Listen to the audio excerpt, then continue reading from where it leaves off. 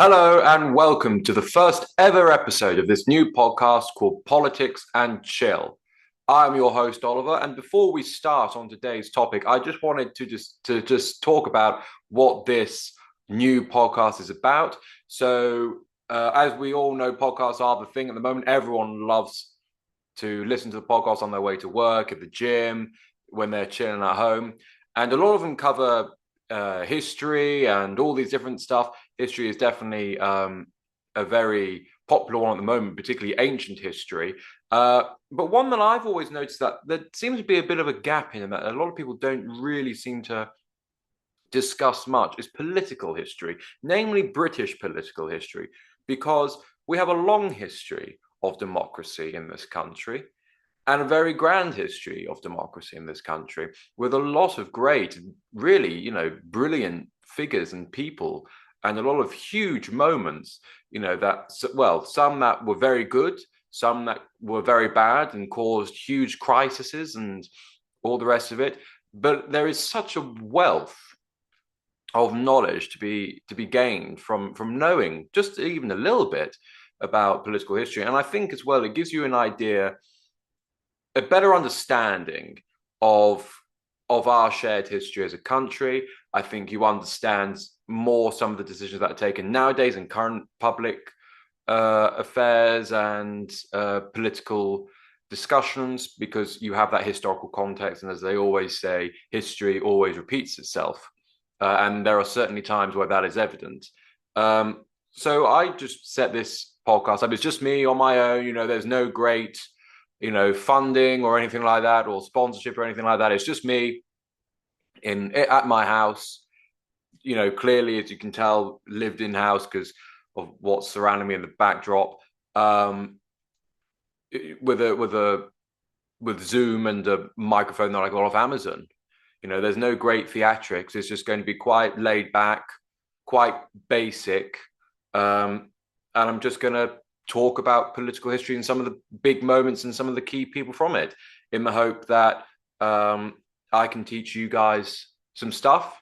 And also, we have an email account, which is politicsandchill1, as in the number one, at gmail.com.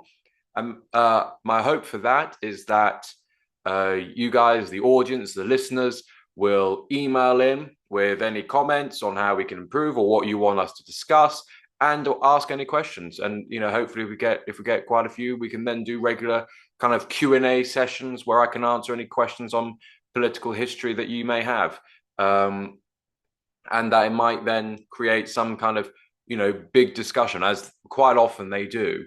So that's kind of what this podcast is about, really. It's all very laid back and whatnot.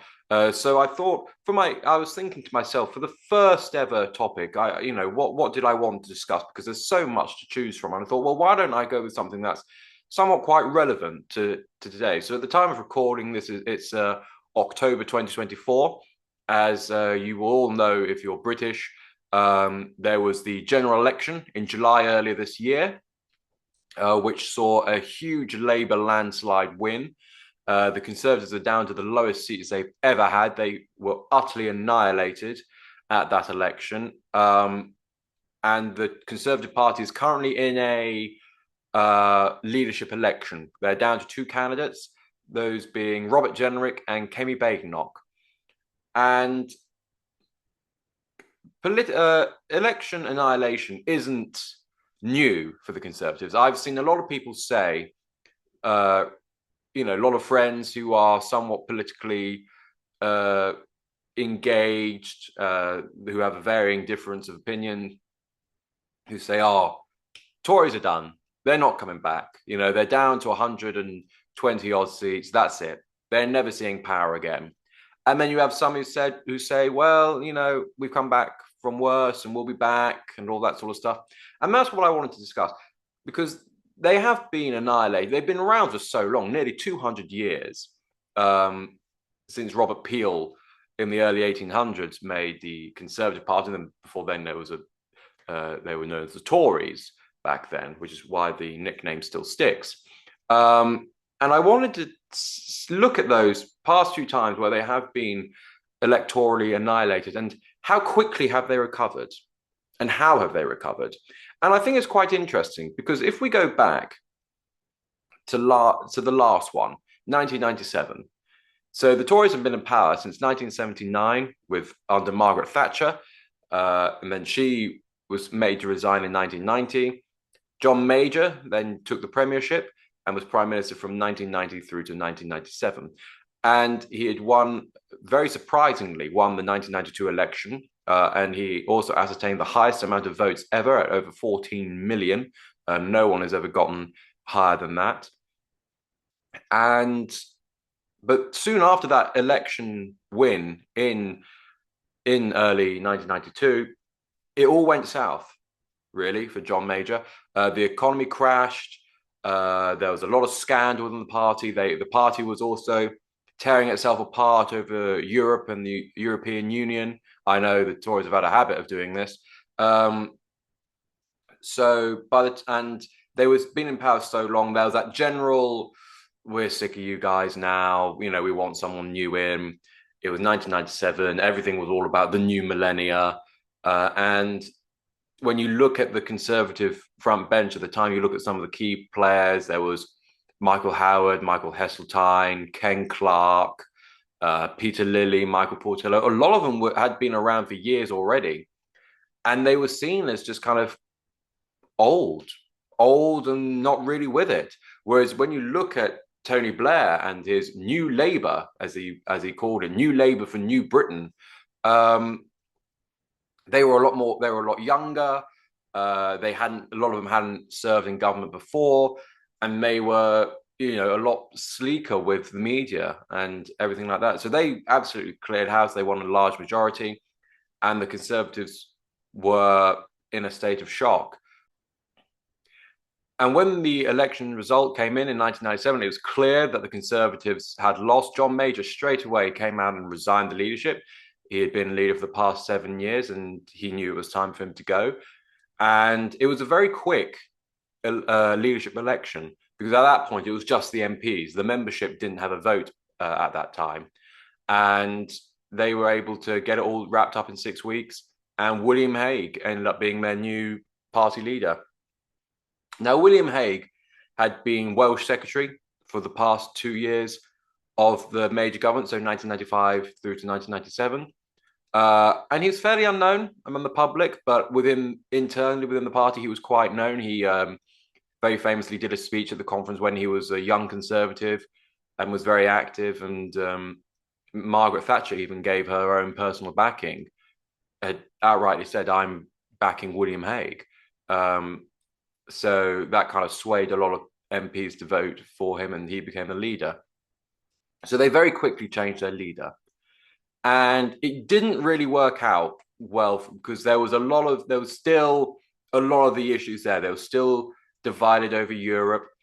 One of the big election losses for the Tories in 1997 was the loss of Michael Portillo, which is now infamous. He was defense secretary who was touted to be the next leader, and he lost his seat, which was very embarrassing for him.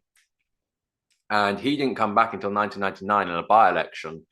And when he came back in, he was promoted to the shadow cabinet. He was shadow chancellor. And that caused a lot of problems for Hague because Hague knew he had to bring him in. He had to bring him into the shadow cabinet. But you had Team Hague and Team Portillo who were kind of briefing against each other. And there was a whole lot of issues between the two sides. And as well, they hadn't really taken a step back and looked at the issues as to why they lost too much. And that ended up being that when the 2001 general election came around, they only gained 1 seat because they hadn't really learned anything as to why they lost or what had gone wrong. And the public perception of Hague, who was relatively unknown, was that he was a bit of a wally, really. They thought he was a bit nerdy, a bit geeky, whereas Blair was seen as a bit more, suave, a bit more cool and all that sort of stuff. And then they'd go through a couple other leaders who didn't really do a great deal. Ian Duncan Smith was quite well known for being a bit of a failure as a leader. He was known as the quiet man. uh, and the party didn't really. Most of the MPs didn't vote for him. They actually voted for Ken Clarke, but the membership now had a vote, um, and they had voted for Ian Duncan Smith because he was more right wing, whereas Ken Clarke was more known publicly because he had held a variety of government posts, such as Chancellor, where he did a very good job actually, from 1993 to 1997 in turning the economy around. And so, like I said, Ian Duncan Smith was known as the quiet man, which was very much a contrast to Blair's, great media techniques and openness. And there was his last conference speech in 2003. Ian went, the quiet man is here to stay, and he's turning up the volume. And then the MPs went, no thanks, mate, and they kicked him out. There was a vote of no confidence against him. Michael Howard came in, was leader for 18 months, then had to fight a general election in which he did a lot better than what considering he was only in for 18 months, he did pretty well. But that did come in tandem with the fact that this was Blair's third election. They'd been in power 8 years, and there was the Iraq War in that time, which was very unpopular with a lot of people. And then it took their fourth leader, David Cameron, who was elected in 2005, and there wasn't an election until 2010. Even then, by that point, Blair was out and Brown was in, and the Conservatives were able to get back in power. But even then, it was with a coalition with the Liberal Democrats under Nick Clegg. So that was, I think the Tories will be learning from that to not make the same mistakes, which we've seen already. There's been, the election was in July. Rishi Sunak immediately said, I'm resigning as leader. We're in October now, and the result of the election isn't expected until the end of this month. So they've definitely taken, a lot longer. They've taken a step back and they said, right, what are the reasons we lost? Where can we do better? What is the future for the party? Because they have got this threat from reform, where 5 million people voted for them, which a large chunk of them would have been traditional Tory voters. But then also, how many Tory voters then swung to the Liberal Democrats? They had a major increase in their seats. They got around about 4 million votes. So it's kind of trying to regain everyone. And it's taken them. They've done so many talks, speeches internally and all that sort of stuff. So it'd be interesting to see who they pick out, and what direction that will then take. Because as we look at it already, Starmer's polling is already plummeting. So he's already unpopular, more unpopular than what Rishi was. So it's an interesting thing because this is only 100 days into his premiership. So it's interesting as to how quickly that has happened, but not unexpected. Because if you actually look at the general election result, Labour got less votes than they did in 2019. And that was seen as a really bad result for them in 2019 because they lost a lot of seats, particularly in the Red Wall. But then if we look at the last two, if we exclude Blair, look at the last two times they lost badly, which was 1945 and 1906. Both times they lost really badly. 1906, they lost because they were divided over tariff reform. They were unpopular because of the Boer War, which had gone on a fair old while. And Liberals and Labour. Labour was a small party at that point. This is, turn of the 20th century. They were still a very small party, but the Liberals did a little pact with them. And the election result was really bad. They end up with 156 seats, Liberals 397. And it was so bad that Arthur Balfour, who was the Conservative Party leader at the time and had up until that recently been Prime Minister, lost his seat in Manchester. But he was parachuted back in very quickly in a by-election. He was only out of Parliament for a couple of weeks, and retained leadership. And then 1910, there was another general election. But this one, it was a bit weird. And we'll probably do another video on this later, or another podcast on this later down the line, because it was a huge crisis, constitutional crisis even. Because there was the Liberals brought in something called the People's Budget. House of Lords rejected it. And it caused a whole, major problem in the country. And there were two elections in January 1910 and December 1910. And this really, it was an exceptional time. But the results ended up being, so after the second election in 1910 in December, the Tories ended up being one seat behind the Liberals. The Liberals had 272, the Tories had 271. And they had more votes as well. They had 2.2 million, Liberals had 2.1 million. But the Liberals stayed in power because the Irish Parliamentary Party gave them a lot of support, although they, of course, had conditions, namely home rule for Ireland, because this was when it was just Ireland. There was no Republic of Ireland and Northern Ireland. It was just Ireland back then. So Arthur Balfour was able to keep hold and had managed to turn things around, although December 1910, that'd be the last election for 8 years, because by 1914, World War I had broken out, or the Great War, as it was known then. And there wouldn't be an election for 8 years. And that by 1911, he was getting on. He was been leader for quite a few years. He'd fought 3 general elections and he resigned, and then his successor, Bonner Law, took over. And in 1945, it was also, this was more a shock than anything, because Winston Churchill, who had been Prime Minister since 1940 and had led Britain through the war, had a really high approval rating of around about 82%. He had, his party had lost quite drastically, and Labour were in with a very large majority. And the reason for that was because whilst they liked Churchill, they didn't like the Conservatives, because there was a fear that there would be a return to the high unemployment that was seen in the 1930s. And also, they kind of blamed the Tories for the war because of appeasement, which was undertaken by Stanley Baldwin and Neville Chamberlain when they were both Prime Minister.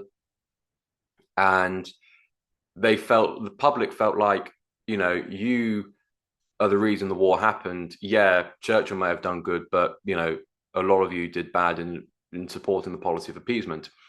And they kind of punished them for that. But then by 1950, so the 5 years has been done, time for a new election.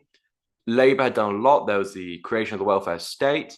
There was the NHS, which is obviously very famous and very highly thought of in Britain.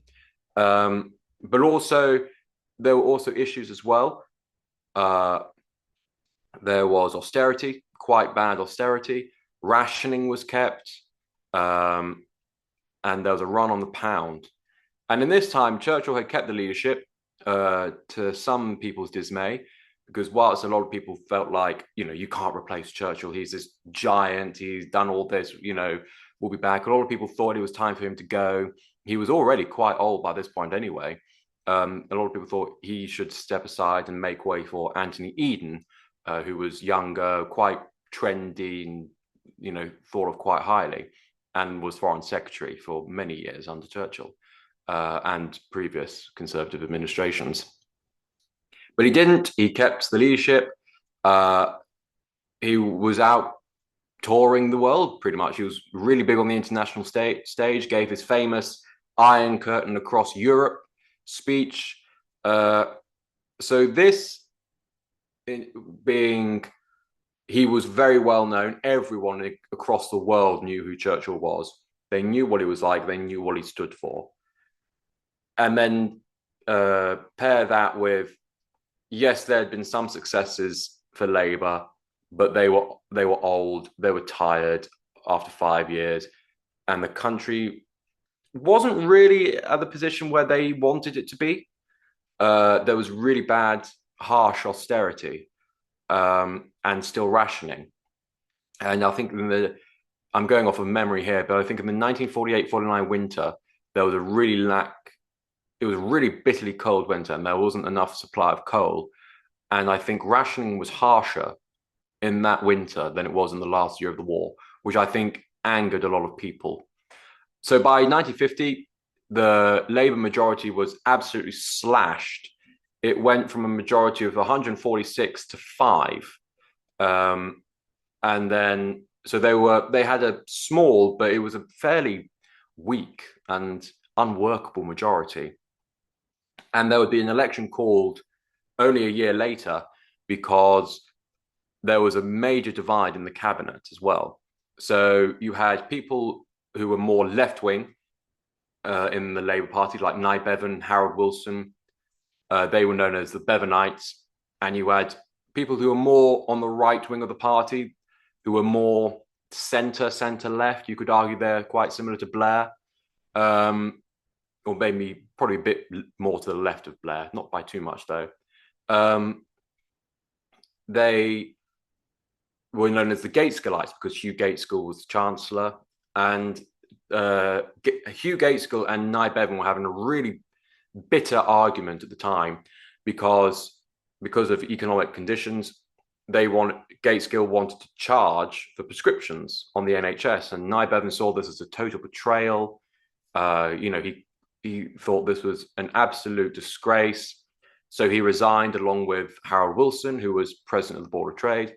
The King at the time, who was quite unwell. If you've ever watched The Crown, you'll know that he had a whole liturgy of health problems, particularly in the early 1950s. And of course, he would die in February 1952. And he was scheduled to go on a world tour, which he ended up not going. Princess Elizabeth, as she was back then, and Prince Philip, or the Duke of Edinburgh, as it was back then, he wasn't Prince Philip for quite a while after. He was set to go on this tour, and he was worried that there would be a change of government government collapse whilst he was away. So Attlee did him a favour, called the election, and they lost. The reason for this, why there was such a change, because they went from a Labour majority of 5 to a Conservative majority of 17, as it ended up being, was really down to the Liberals. There was just a total collapse in the Liberal vote because the Liberals were under Clement Davies at the time. In 1950, they had 2.6 million votes, and then a year later, they only had 730,000 votes, and a lot of them went to Conservative seats, which meant that they were able to pick up a lot of them. And also interestingly to note is that Labour, whilst they had a lower number of seats, they did have more votes than the Conservatives, but it didn't matter. It's all about the seats, and the Conservatives were back in 1951 with a majority of 17, and Labour were cast away into the opposition despite Attlee winning the most ever votes any Labour leader has won with 13.9 million. They were cast aside in opposition, and they were there for the next 13 years. They were there till 1964. So as we look at the two previous times, both the leaders have stayed on. They've both been prime minister. They both lost an election quite badly, and they both managed to bring it back to an extent. So the question really begs: should Rishi have stayed on? Should he have decided, let's not act too drastically? He's been party leader for 2 years. Let's wait it out a little bit and then see how it goes and goes from there. Because if he had stayed on and you looked at the current polling, as we were saying earlier, he's already more popular. Well, more popular is not the right phrase. He is not as disliked as what Keir Starmer currently is, and he might be feeling pretty confident in himself, if he had decided to stay on. But evidently he has decided to go, because politics nowadays is a lot less forgiving. I think it would have raised a lot of eyebrows with the public, and I think within the party, especially with his own membership, because he never actually really won a proper leadership election.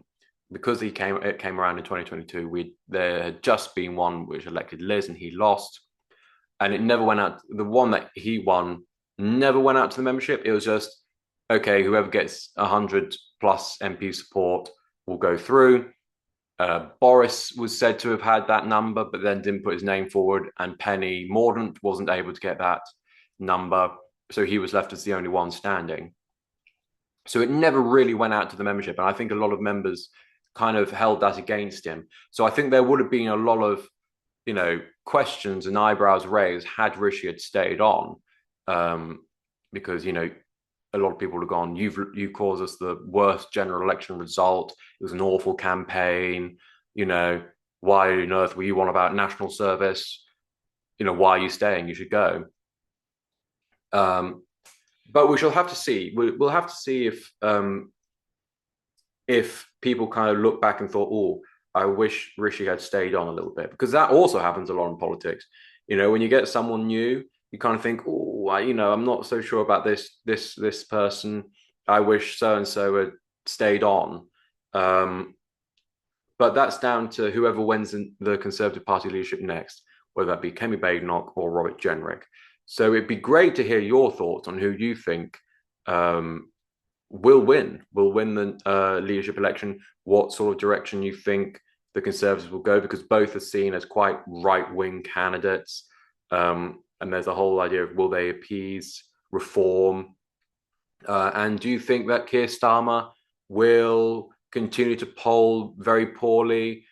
And do you think he'll be a one-term prime minister? Or do you think he'll even be ousted by the Labour Party? Because Labour, they aren't known for ousting their leaders, not like the Conservatives. The Conservatives can be quite ruthless. There's a whole list of leaders they've ousted. But Labour haven't really done that before. They're not really as well known for it. So it'd be interesting to hear your thoughts. So please do share your thoughts by emailing in. Like I mentioned earlier, the email is politicsandchill1, as in the number 1, @gmail.com. And that concludes our first ever episode of Politics and Chill. I hope you all enjoyed it, and I hope that you'll tune in and listen in to our second episode, which is all about the downfall of Mrs. Thatcher. Thank you very much. See you next time. Bye-bye.